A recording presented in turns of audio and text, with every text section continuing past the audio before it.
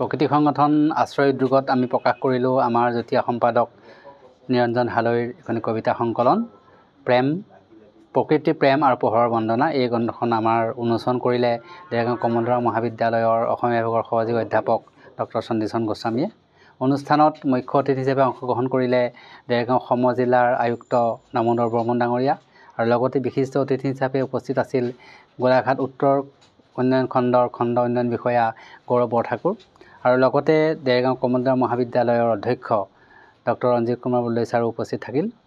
আজিৰ অনুষ্ঠানত আমি নিৰঞ্জন হালৈৰ গ্ৰন্থখন প্ৰকাশ কৰিবলৈ পাই আনন্দিত হৈছোঁ, কাৰণ নিৰঞ্জন হালৈৰ সেই কবিতা সংকলনত সৰহসংখ্যক কবিতাই প্ৰকৃতি বিষয়ক আৰু আমাৰ যিহেতু আশ্ৰয়ো আমি প্ৰকৃতি সংৰক্ষণৰ কাৰণে কাম কৰি আহিছোঁ, আমাৰ কাম কাজৰ লগত সংগতি থকা এই গ্ৰন্থখনৰ বিষয়বস্তুৰ এই গ্ৰন্থখন প্ৰকাশ কৰিবলৈ পাই আমি আনন্দিত হোৱাৰ লগতে আশা কৰিছোঁ যে ভৱিষ্যতে নিৰঞ্জন হালৈয়ে আৰু অধিক কাব্য চৰ্চা সাহিত্য চৰ্চা আগবঢ়াই লৈ যাব আৰু এটা সময়ত আমি এজন প্ৰতিষ্ঠিত কবি হিচাপে আমাৰ মাজত যাতে নিৰঞ্জন হালৈক লগ পাওঁ সেই আশা কৰি আমাৰ এই অনুষ্ঠানৰ সফল কামনা কৰিলোঁ।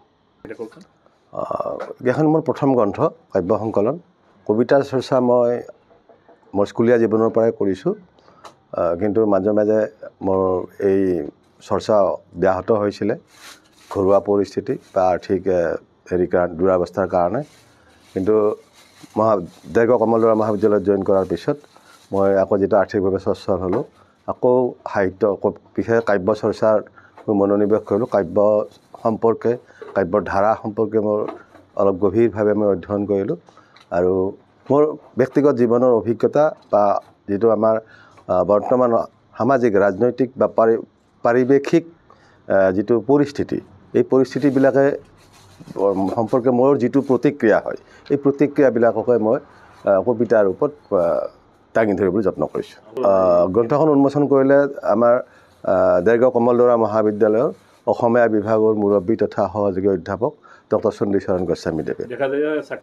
আচলতে মই কবিতা পুথিখন আজিৰ পৰা 10 বছৰ আগতে প্ৰকাশ কৰাৰ মন কৰিছিলোঁ, কিন্তু সেই সময়ত মই বৰ ব্যস্ত আছিলোঁ আৰু আৰ্থিকভাৱেও বৰ সুচল হোৱা নাছিলে আৰু প্ৰকাশক মোৰ মনে মিলা মই প্ৰকাশক পোৱা নাছিলোঁ।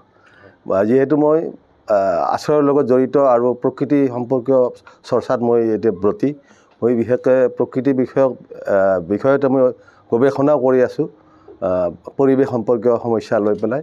বিশেষকৈ আমাৰ বৈষ্ণৱ সাহিত্য আৰু বুদ্ধ দৰ্শনত থকা যিবোৰ আমাৰ প্ৰকৃতি সংৰক্ষণৰ উপদেশমূলক কথা, সেইবিলাক মই সেই গৱেষণা কৰি তাৰ পৰা এটা মই সিদ্ধান্ত উলিয়াবৰ কাৰণে যত্ন কৰি আছোঁ।